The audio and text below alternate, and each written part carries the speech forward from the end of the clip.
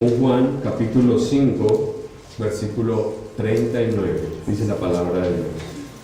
Escudriñad las Escrituras, porque a vosotros os parece que en ellas tenéis la vida eterna, y ellas son las que dan testimonio de mí.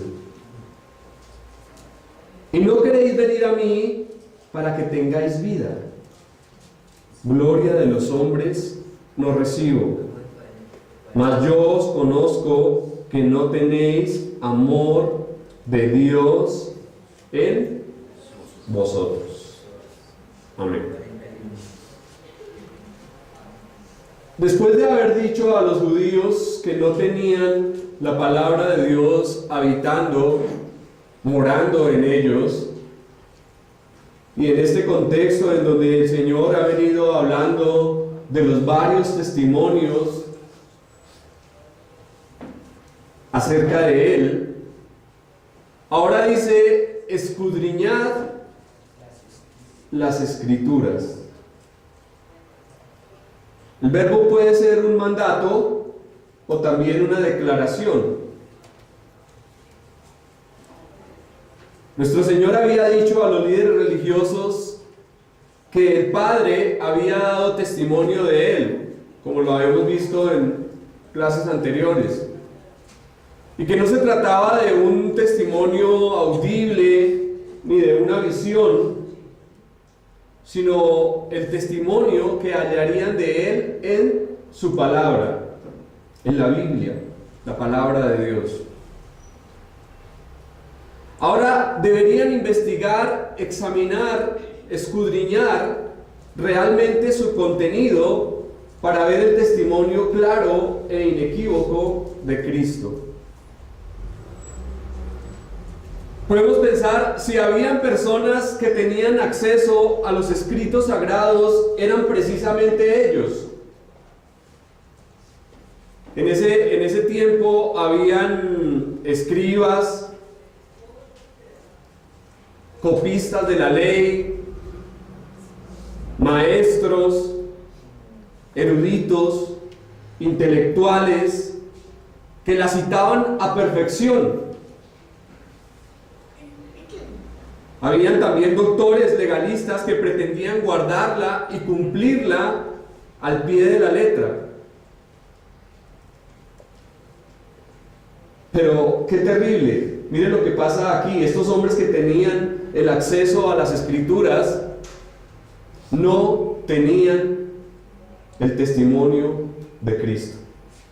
No habían creído lo que ellas decían acerca del Salvador.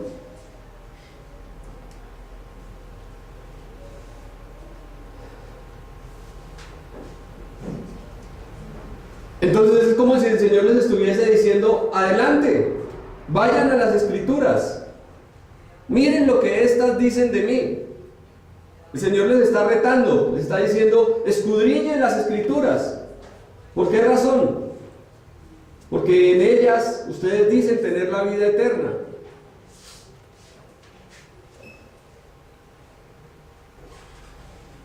Si estos hombres hubieran tomado el mensaje de las Escrituras tal como es, otra cosa estuviese pasando. Ahora podemos ver que el Señor no dijo: leed las Escrituras. ¿Qué dijo? Escudriñad. ¿Y será que hay diferencia? ¿Cuál será la diferencia entre leer y escudriñar? Encontrar. Estudiar, profundizar. Escudriñar es buscar minuciosamente, meticulosamente, comprometidamente. Leer es, bueno, ojear, mirar, pero ya escudriñar es meditar en el texto.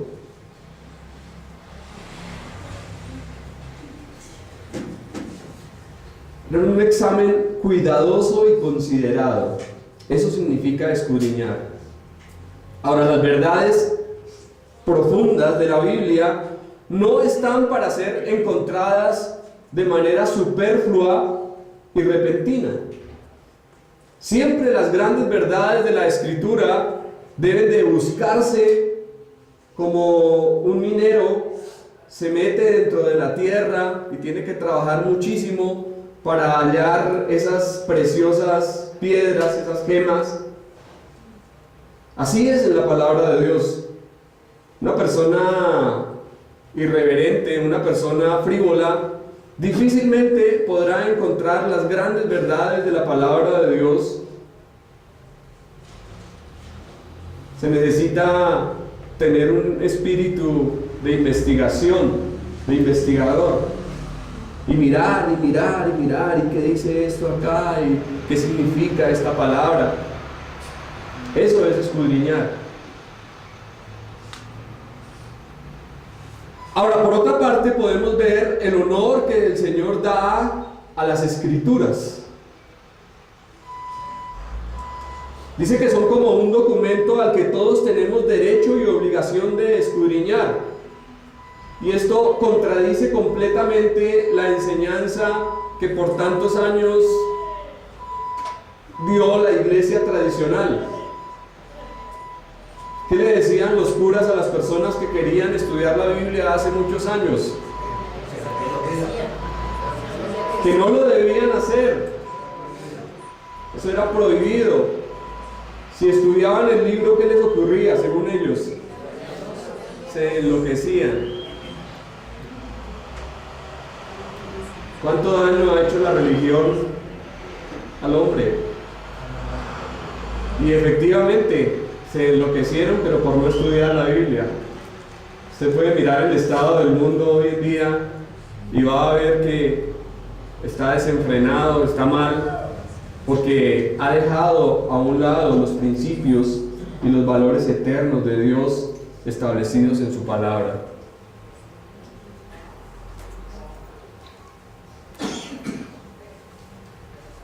Por otra parte, podemos ver cuántos hombres en diferentes partes del mundo han llegado al conocimiento de Cristo por el testimonio de la Escritura. ¿Ha escuchado usted alguna vez de algún hombre que se haya convertido a Cristo solo por leer la Biblia? ¿No? ¿Sí? Sí. Están divididas las opiniones. ¿Sí o no? Sí. ¿Quién? Sí, o sea, la palabra de Dios es viva, es eficaz, es útil, como lo observábamos en el estudio cuando hicimos allí la exposición de la carta del apóstol Pablo a Timoteo y mirábamos que la Escritura es útil. ¿Para qué? Para enseñar, redarguir, corregir e instruir en justicia. La palabra es poderosa, pero vamos a ver que debe ir la palabra con la guianza del Espíritu Santo. No es solamente la letra como la tomaron aquí los judíos. Ellos creían de una manera dogmática que la Biblia les indicaba el camino a la vida eterna, que la Biblia como tal nos llevaría al cielo. Y pues la Biblia no puede llevar al cielo a nadie. La Biblia no es el camino, pero sí señala a quién es el camino: a Jesucristo. Porque el Señor dice: todas las Escrituras dan testimonio de mí. Entonces eso es lo que hace la palabra de Dios.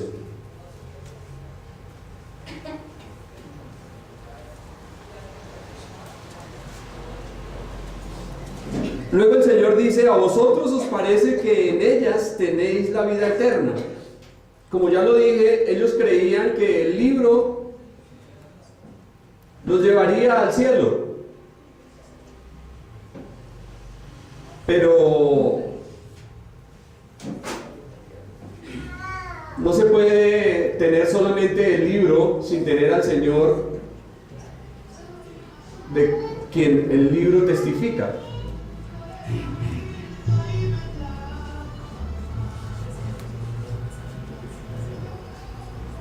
Termina el pasaje diciendo, ellas son las que dan testimonio de mí. Estas palabras son una declaración muy importante y de gran peso sobre el valor de las escrituras del Antiguo Testamento. ¿Cuánta profecía directa acerca del Señor? En el Antiguo Testamento usted encontrará profecías directas relacionadas con el Señor. Desde el comienzo Dios fue preparando un molde, desde el principio. Y él iba diciendo que el Mesías debería ser inicialmente hijo de mujer.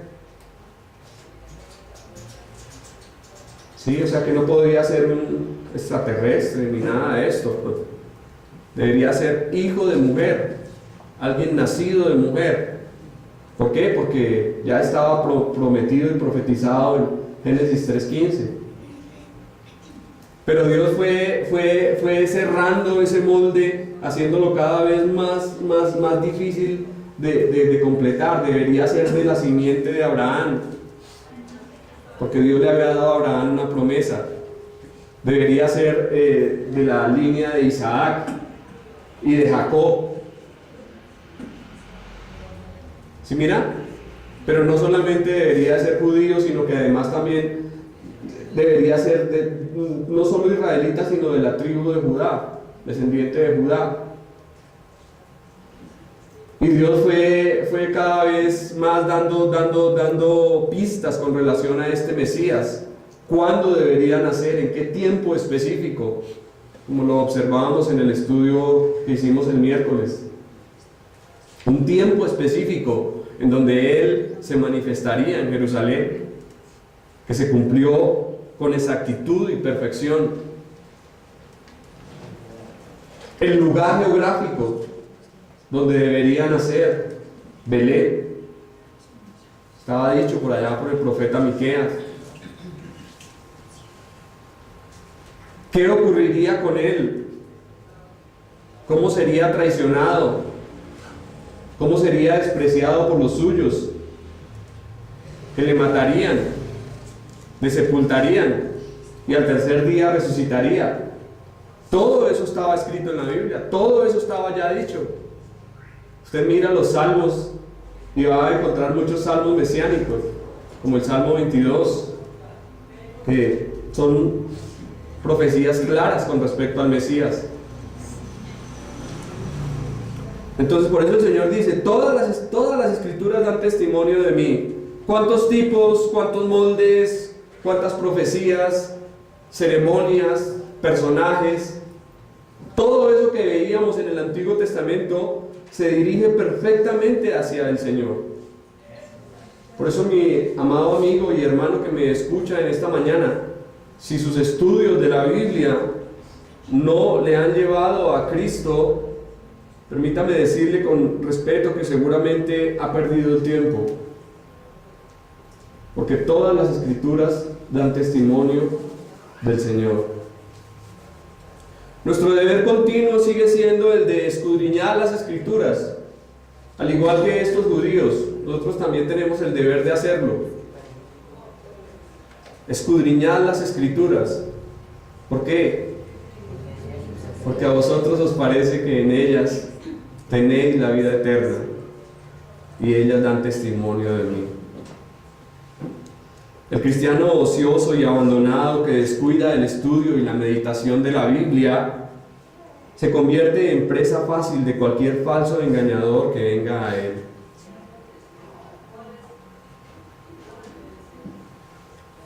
Siempre debemos ir a la Escritura y hacer como los hermanos de Berea. ¿Qué hacían?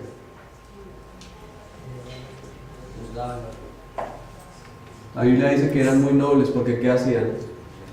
Verificaban que lo que les decía el apóstol Pablo era cierto. Así es. Ellos constataban por medio de la palabra si lo que el apóstol Pablo les estaba diciendo era o no era verdad. Y ese también es nuestro deber, hermanos. Mirar por medio de la palabra si lo que el hermanito está enseñando o la hermanita está enseñando corresponde o no con la palabra de Dios. La Biblia es esa regla, ese rasero por el cual podemos saber si estamos o no estamos en la verdad. ¿Por qué hay tanta gente hoy en día engañada? Cuando tantos falsos maestros y falsos cristos se han levantado, tanto engañador. ¿Y por qué usted ve a multitudes de gente corriendo cada domingo allá a llevarle la plata? Por no conocer la verdad, por no escudriñar las escrituras. C.H. Spurgeon dijo: en las Biblias de algunos cristianos hay tanto polvo como para escribir la palabra condenación. Y esto es cierto. Lamentablemente hay muchos que no se toman el trabajo de escudriñar las escrituras. Como la viejita que le dijo al pastor: no, pastor, imagínese que hace tiempo no puedo volver a estudiar la Biblia. Entonces el pastor le dijo: ¿por qué, hermanita? ¿Luego qué pasó? Y pues, ¿cómo le parece que se me perdieron las gafas? Y entonces resulta que el pastor se fue un día para la casa de ella y dijo: bueno, voy a ayudarle a buscar las gafas a la viejita, a ver si vuelve a iniciar con los estudios bíblicos. Y se fueron por allá y buscaron en todas partes, y resulta que las gafas estaban metidas entre la Biblia.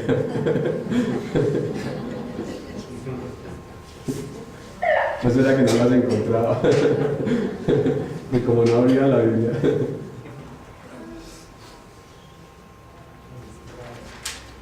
Versículo 40.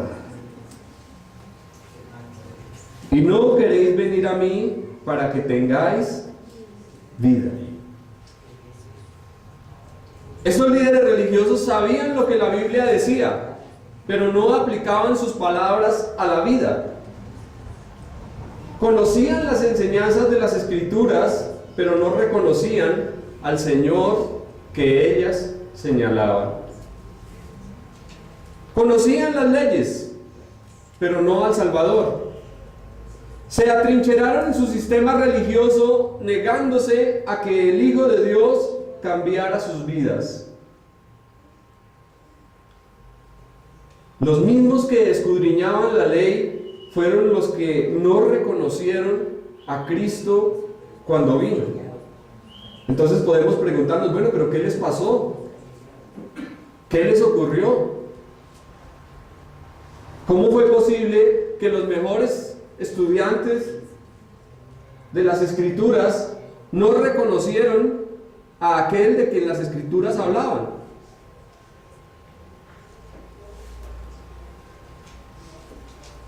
Ellos se apegaron tanto a las palabras que, como ya lo vimos, dogmáticamente creían que la Biblia por sí sola podía salvarles.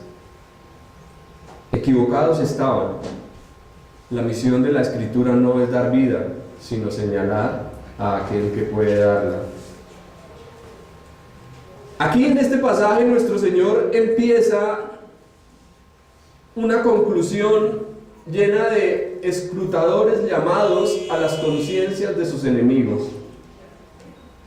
Todo sermón extraordinario debe ir acompañado de una extraordinaria aplicación. Y el Señor les dice: no queréis venir a mí para que tengáis vida. Ya habíamos observado en capítulo 3, versículo 19, que el Señor, allí nos dice el texto, que la luz vino al mundo y los hombres amaron más las tinieblas que la luz, porque sus obras eran malas. Algún día veremos que es la falta de voluntad para acudir al Señor lo que ha dejado a muchos por fuera del cielo. Notemos que no se trata de que la obra del Señor sea limitada, porque sabemos que en alcance la obra de Cristo es para todos los hombres, en alcance, mas en eficacia es solamente para aquellos que le reciben por la fe.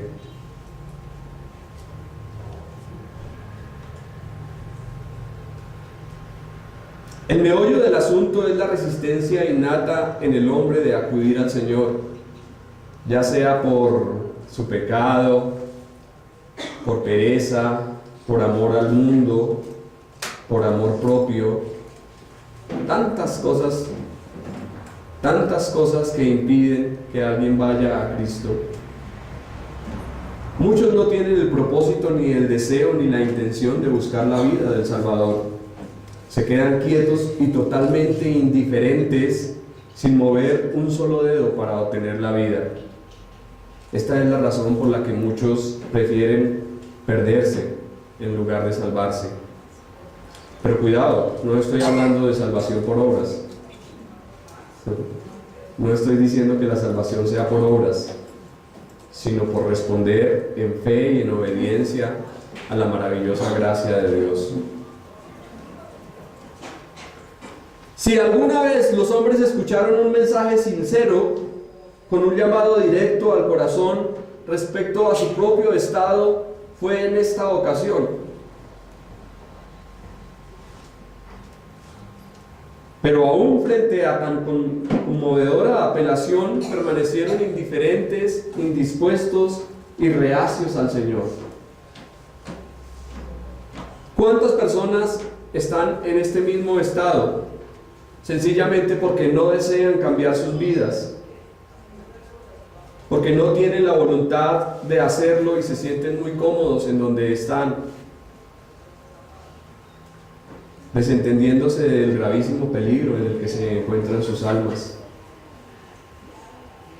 Se dice que el editor de un periódico semanal necesitaba material para llenar unas columnas. Entonces le dijo a alguien que colocara allí para llenar esas columnas el decálogo, la ley. Y el hombre así lo hizo, puso ahí los 10 mandamientos, pero no colocó ninguna clase de comentario, solamente los 10 mandamientos. Y cuenta que al cabo de 3 días un suscriptor mandó una nota muy enfurecido y decía: por favor, cancelen mi suscripción porque su editorial es demasiado personal en mi contra. El hombre se sintió ofendido, aludido, solamente mirando la ley de Dios. Y así pasa con muchas personas. La palabra de Dios dice el apóstol Pablo que es como un espejo. Y entonces cuando usted va al espejo y se encuentra feo, ¿qué hace? No volver a mirarse. No me gusta lo que veo. ¿No? Uno trata de arreglarse, ¿no es cierto? Trata de estar lo mejor posible. Porque vemos algunos que ya no tenemos mucho arreglo, pero bueno. Pero trata de mejorarse en algo. Pero muchos hombres se miran en ese espejo, no les gusta lo que ven y se van. No me vuelvo a mirar, ese espejo es un mentiroso. Y así le ocurre a muchos cuando se les coloca el dedo en la llaga, cuando la palabra de Dios expone su maldad, su pecaminosidad. Prefieren decir: no, esto no es conmigo, esto no es para mí, yo me quedo mejor así donde estoy. Versículo 41. Gloria de los hombres no recibo. Al condenar a estos judíos por no querer recibirle, el Señor aclara que no siente ninguna clase de dolor porque se le hubiese dado, no se le hubiese dado la gloria. El maestro no buscaba lo que buscaban los maestros de su época. Aquellos hombres buscaban ser reconocidos, aceptados, aplaudidos, citados por los demás. De alguna forma podemos decir que ellos estaban buscando la aprobación y congraciarse con los demás seres humanos, mas no con Dios. El Señor dice: no busco alabanza de los hombres.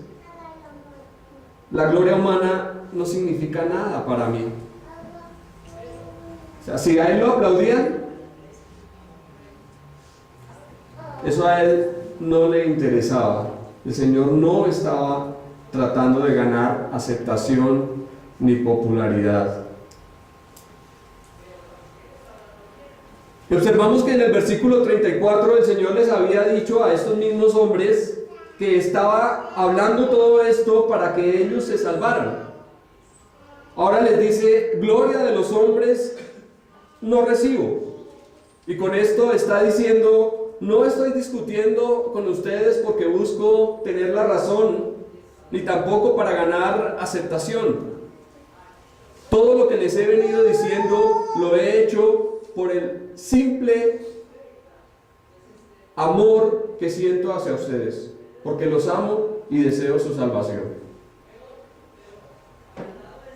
¿Qué les parece eso? Eran los mismos que estaban buscando la caída del Señor, que estaban tentándole y buscando oportunidad para prenderle, para hablar mal de Él, e incluso hasta que finalmente le llevan a la cruz. Pero el Señor les está diciendo: todo esto que les estoy diciendo, todo este discurso que les he venido dando, realmente lo hago porque los amo y quiero que ustedes sean salvos.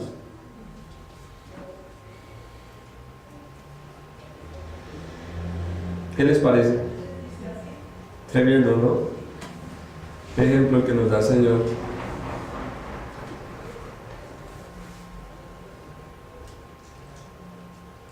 Siempre debemos asegurarnos que deseamos sincera y realmente la gloria de Dios en primer lugar.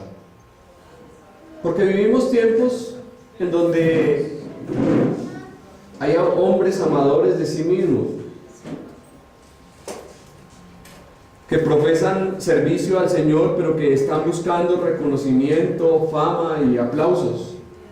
Ahí usted puede ver a todos estos hombres que se hacen llamar salmistas, que no conocen ningún salmo, no se saben ningún salmo, pero se hacen llamar salmistas, adoradores o aduladores, que están tratando de congraciarse y trabajar para que el mundo les reconozca, les aplauda y les premie. Ellos quieren ser exitosos. Le preguntaban a uno de estos muchachos, de estos grupos musicales que se hacen llamar cristianos, dicen: no, nosotros queremos transmitir un mensaje. Le dan tantas vueltas ahí a las cosas, como que tratando de enmascarar la realidad. Queremos transmitir un buen mensaje, queremos cantarle al amor. Pero realmente lo que buscan es reconocimiento, premios del mundo.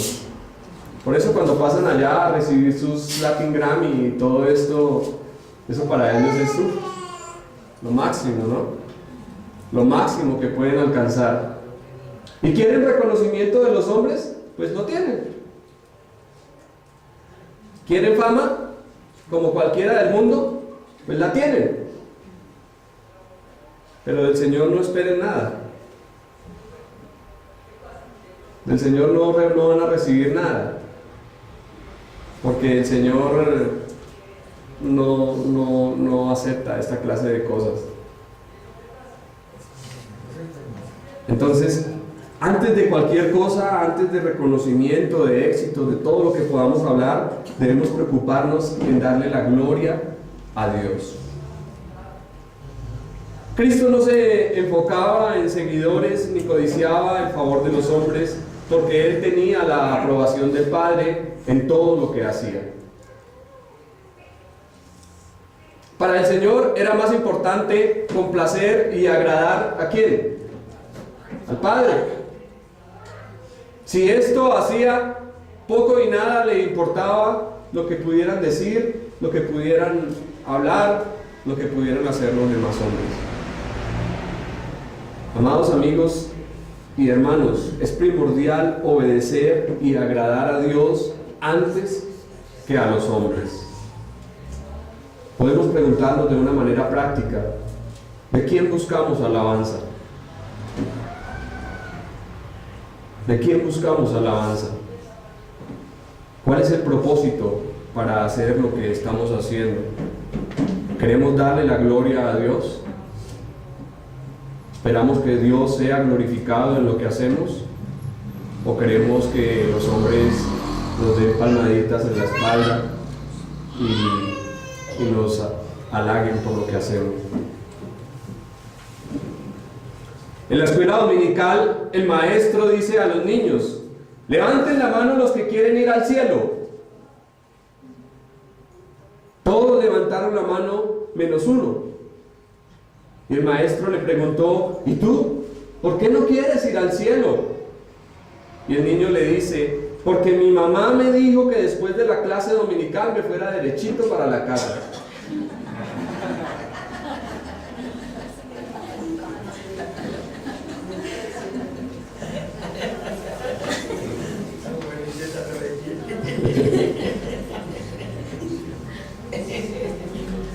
El apóstol Pedro dijo: ciertamente obedecer a Dios es mejor que a los hombres.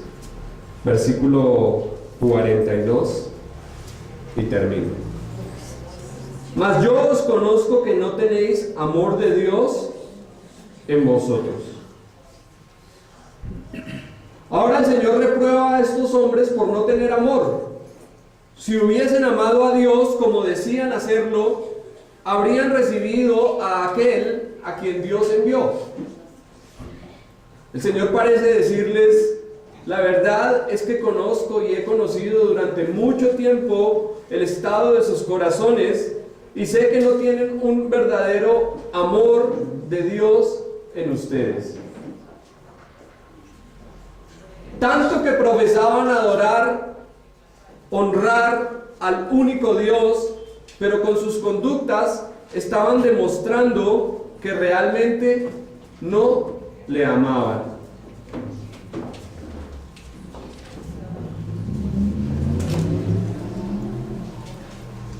La incredulidad de estos hombres no era precisamente por falta de evidencias, pues como ya hemos observado, evidencias habían muchísimas, de sobra, por todas partes.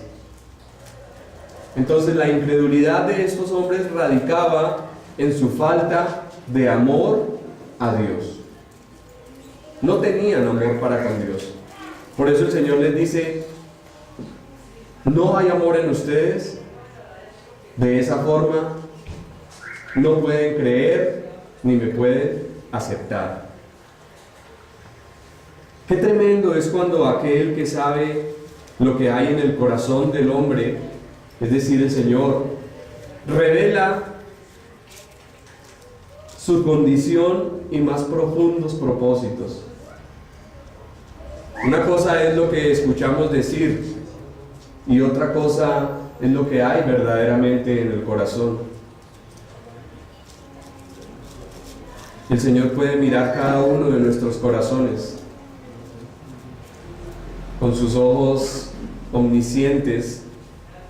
El Señor puede escrutar cuáles son las verdaderas intenciones de nuestro corazón. Que el Señor nos ayude y nos dé un corazón de carne, sensible y lleno de amor para Él y para con nuestro prójimo, y nos guarde de un corazón lleno de amor propio que se infla recibiendo elogios y adulaciones.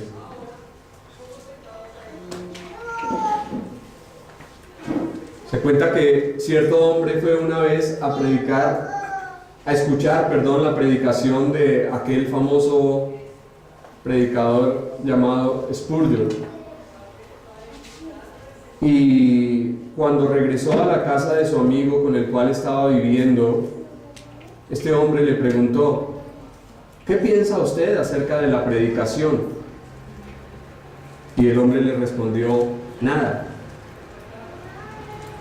Con asombro, su amigo se sorprendió y le volvió a hacer la misma pregunta, recibiendo nuevamente la misma respuesta, nada. Yo no pienso nada acerca de su predicación. Mientras se limpiaba los ojos tratando de quitarse algo que le molestaba en su vista, eran las lágrimas. Continuó, pero nunca podré olvidar a su Salvador. No tenía nada que decir acerca de Spurgeon ni de su predicación, pero estaba conmovido porque le predicó a Cristo. De nada importa el predicador si Cristo es el predicado.